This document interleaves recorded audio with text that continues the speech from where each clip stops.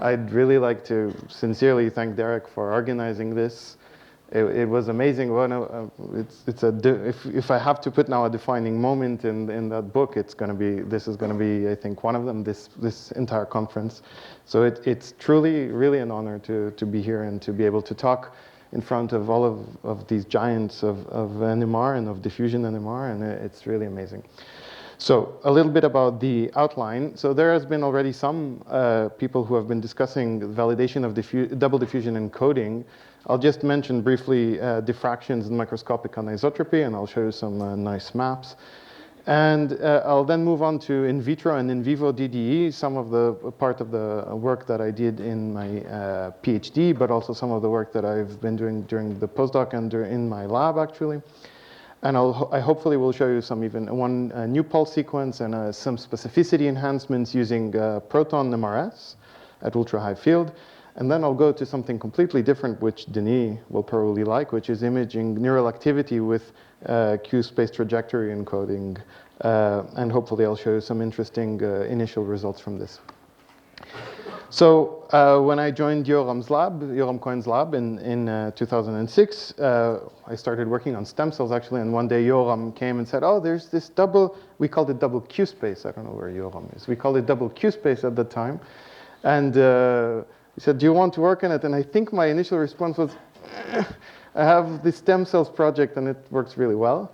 But then he convinced me, luckily for me. He was the smart one of us. And at that time, a little later, I think there was a paper by Evren and Peter showing these predictions of these zero crossings. And Yoram is a big fan of validation, and I became a big fan of validation as a consequence. And Yoram has already been working a lot with coherently aligned macrocapillaries, where the diameter is controlled, the orientation is controlled, and it really serves well to study things that are predicted and never shown before. So one of these predictions, as I said, was these zero crossings, which we worked on by comparing the single diffusion encoding and the double diffusion encoding. And as you can see, here is a normal diffraction, and here is the zero crossing. We were very happy to show this, and we were also able to show that when you have a discrete size distribution, you can actually get two diffraction patterns that describe the two sizes of the pores. So we already thought there that there might be some sensitivity to size distributions. Then there came the angular double diffusion encoding, and at short mixing time, since Jürgen just gave the entire talk, I can just skip it very fast, but we read in the literature that you can get these angular curves. And again, we thought that radish, beads, and spinal cords were very nice for first implementations, but if we wanted to see something a bit more controlled, we might want to go back to these microcapillaries. And again, we could see these beautiful, as you can see here, these are just the NMR signals as function of the angle between the gradients. And we could see very nicely these modulations. So we felt that we could validate them. We then went to this heterogeneous system scenario that was already discussed. So again, I'll just glance on it. How do we distinguish these four macroscopically isotropic scenarios? In 1990, Corey predicted different Q-space-like curves for perpendicular DDE and SDE, named back then very differently. And they were able to show it on yeast cells that were elongated or yeast cells that were spherical. Mickey Komlosh and Paul Callahan did some experiments along these lines, and there were some other experiments from the Basser lab, again, along these lines.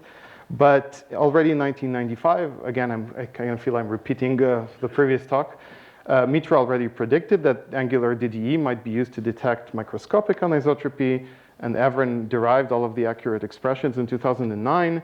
Basically, if you have, I can look at it here. If you have spheres, you would get this black flat curve, and if you have some anisotropy, local or microscopic anisotropy, you would get this W-shaped curve.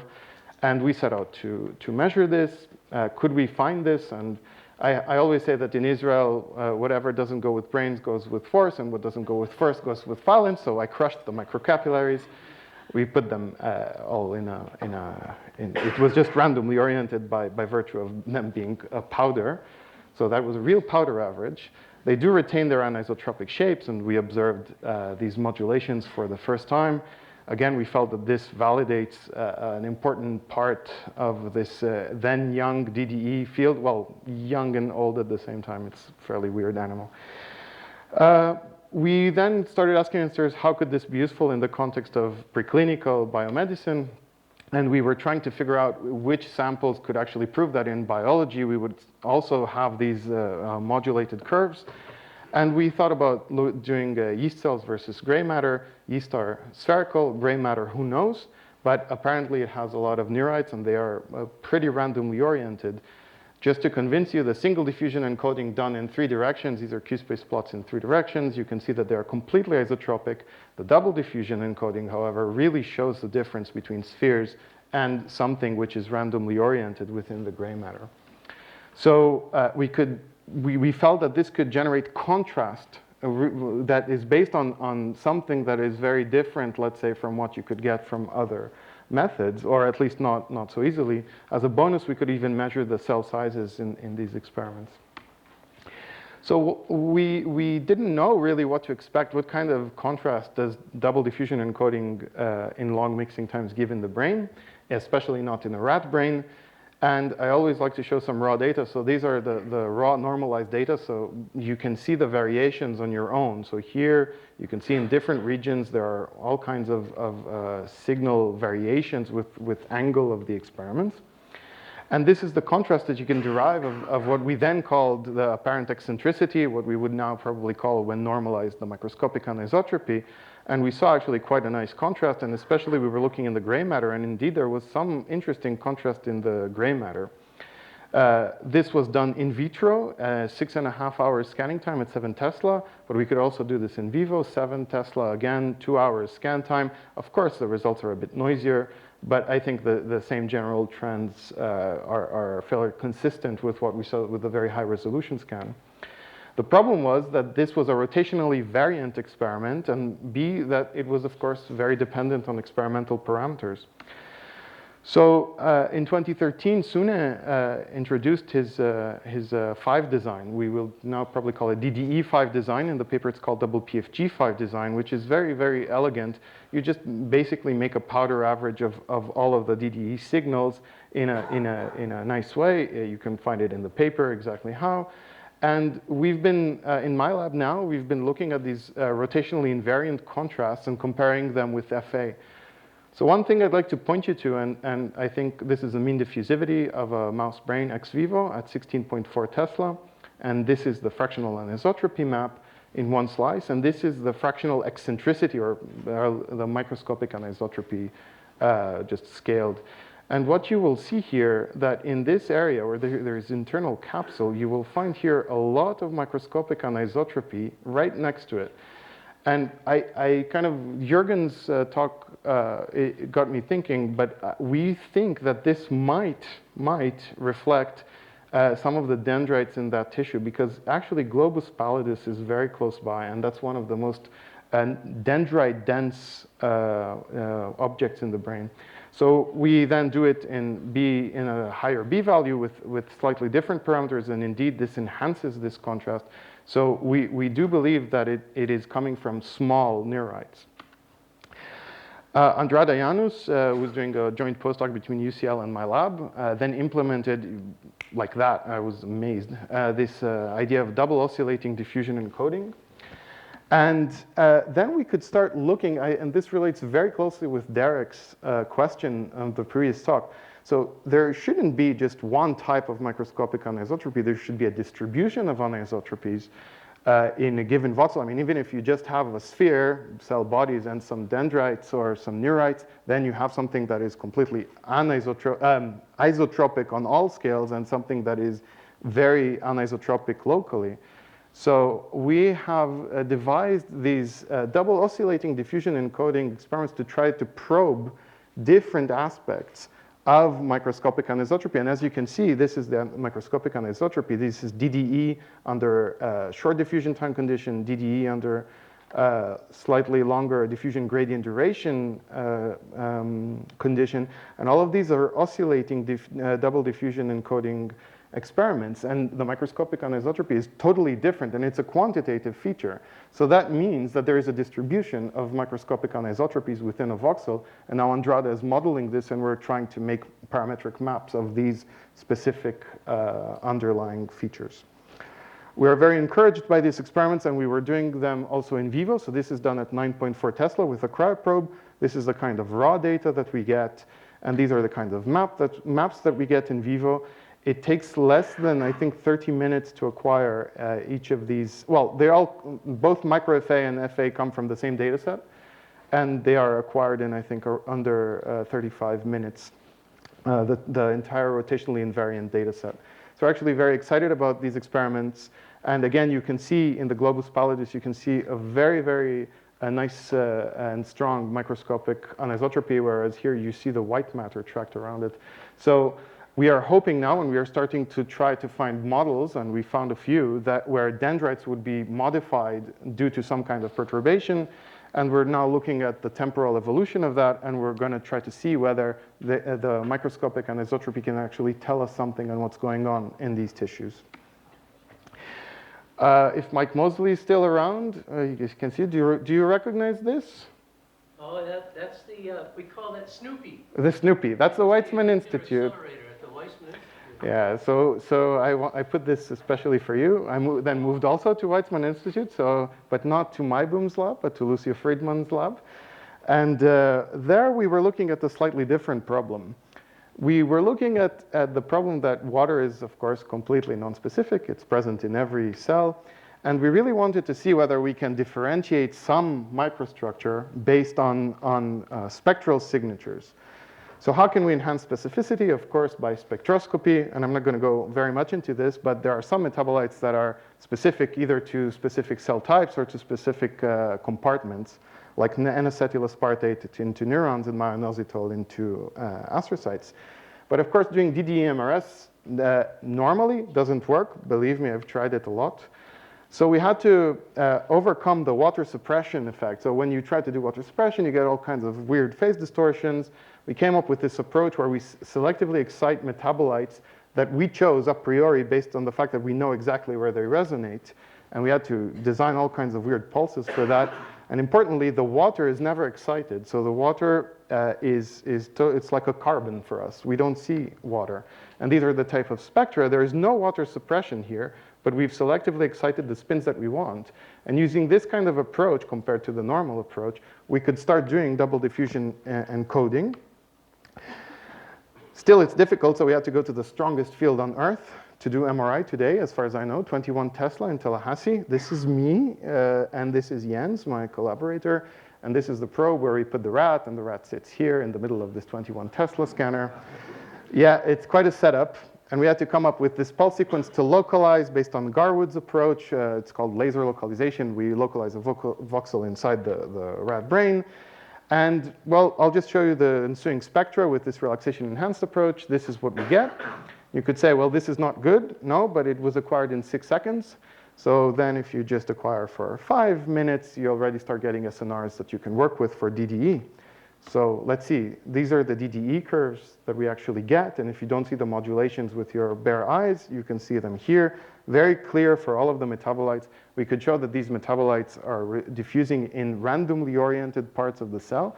This is very consistent with a publication by Marco Palombo and Julien Vallée and colleagues. And we're super happy to see that they did a modeling approach, and we're super happy to see these two, let's say, method-driven versus model-driven approaches come together. But I promised specificity, so we had to go to myoinositol versus N-acetyl-aspartate, and that's not so simple because then myoinositol is a very tiny signal, but we designed the pulse, and that's what we got. And we could still get, both for myoinositol and for N-acetyl-aspartate, those angular modulations. So now we've separated spectrally the astrocytes from the neurons in a voxel in the brain, and we can see the restricted diffusion inside these intracellular spaces. And it fell. Okay. So this happened to Denis, right? So this is very appropriate because now I'm going to talk about diffusion fMRI. I swear I didn't plan this. I'll just very quickly say that BOLD has been super useful and informative, but it relies on the indirect neurovascular couplings, which lead to non-localized activation foci and a fairly slow response. Diffusion fMRI, which was proposed by Denis in 2006, we all agree that it was contested, but Denis was showing that it was potentially more localized and faster than the BOLD. And for me, the urgent problems, because you have to decide whether to go for this or not, were to see whether this was reproducible. There were issues. Other people told me they couldn't reproduce it in their labs. And there was a data analysis issue, which was how are we going to look at this? If these are non-vascular, then it might not be appropriate to just analyze with a BOLD model or a similar model. Denis has addressed that quite a lot with some models. And what is the mechanism? So for this, we chose the simplest experiment, which was 4-pulse stimulation in the rat. We did this 45 seconds rest, 15-second stimulation paradigm, very, very simple.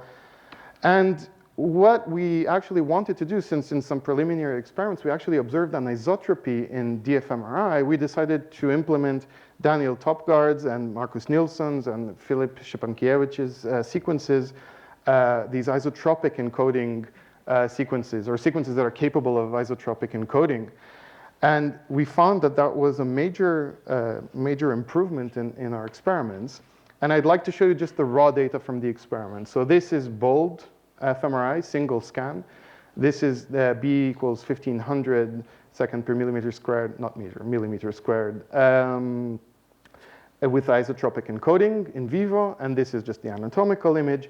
And if you put a voxel in S1M1, you see nicely the BOLD in a single scan, single animal, and you see the diffusion fMRI in a single animal.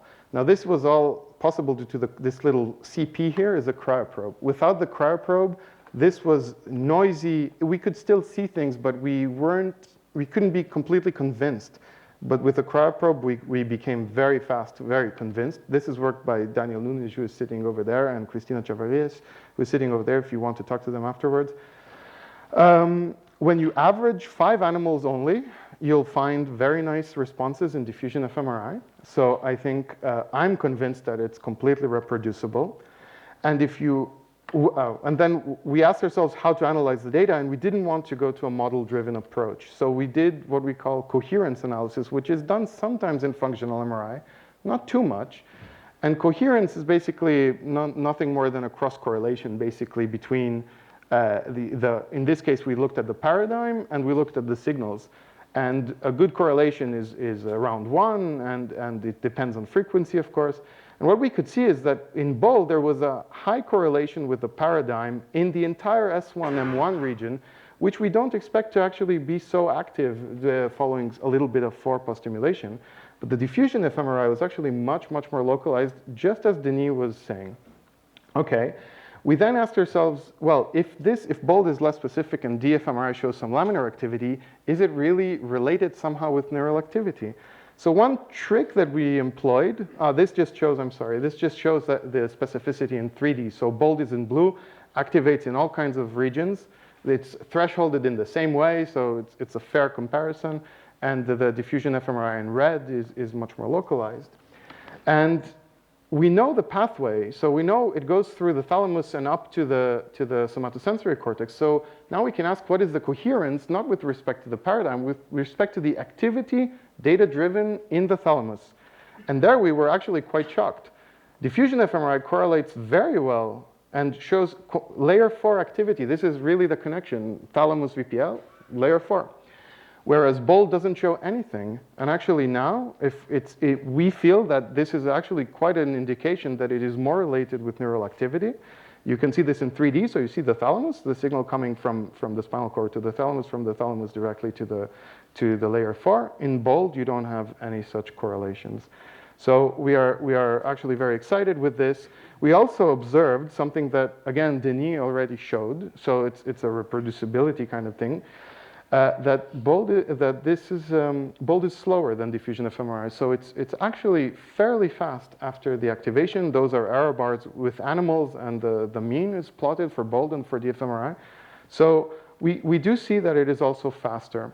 So we feel that diffusion fMRI appears to be more spatially specific and faster than bold. And we think that could have actually important consequences, as Denis has predicted. The mechanism I won't be able to talk about, but all I'll say is that we're doing experiments in slices. We're doing optogenetic stimulation. This is a setup that was built, and it's actually working amazingly well. This is being done at the 16.4 Tesla, and this is an image of the setup itself with a little slice and the optic fiber, and there is a laser here shooting blue light, and those we can then activate without any effects from blood. So this will be very exciting to report, hopefully next year. This is the kind of images we can get at the 16.4 Tesla in this setup. So I'm done. The last slide I'll say is that if you take how high resolution can we get, and all of these models that everybody has been talking about, how can we validate them? And I'll allow myself 20 more seconds to say, if you take a pig optic nerve and do 24 hours of imaging on it at 16.4 Tesla, this is the data you will get. This is the noise level, so you can assess the signal to noise. It's not cropped or anything. And if you zoom in, you can see all of these fascicles. And if you zoom into these fascicles, you can actually see a single fascicle. And if you zoom into these, you might be able to start seeing axons. So we have now been negotiating with Bruker the development of cryoprobes for this scanner so that we could actually measure the T2s in the axons, outside of the axons, so that we can actually measure diffusion coefficients inside and outside. A factor of 4 in SNR would be more than enough for that. So that's maybe an outlook for the future. And I have to thank many, many people, which I don't have time for, so I'll just thank my advisor, Yoram Cohen, and Lucia Friedman in the postdoc for all of their support over the years. And thank you very much for your attention.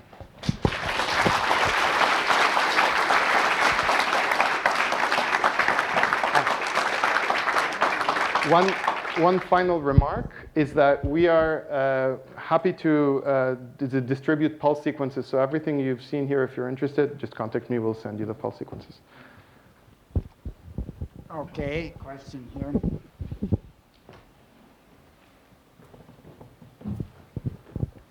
Thanks. My question concerns the two past lectures, and I'm afraid I need some instruction.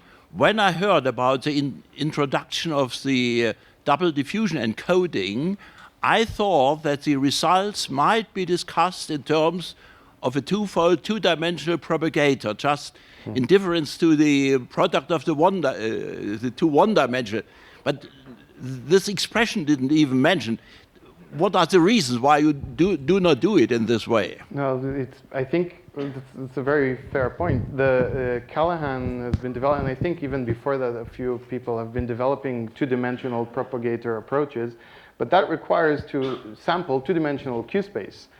And that is actually a feat to be doing in vivo especially. So I think this is probably one of the reasons why it's not looked at necessarily like that. I think the type of information that will be contained in a two-dimensional propagator is for sure larger than what you would get here, but there will be penalties in signal to noise and in scan time. I think that is probably the reason, and also an outlook for the future as well.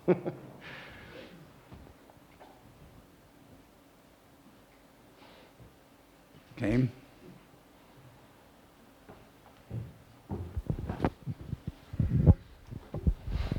Hi, very interesting result on the diffusion, fMRI diffusion. Thank you, Flavio. Can you tell us a little bit more about the acquisition? You say you just collect sequentially DWI data, or do you also have interleave B0 to No. So we have acquired every second and a half, 1.5 seconds, and we've acquired one isotropically encoded sequence. So and we just repeated those acquisitions.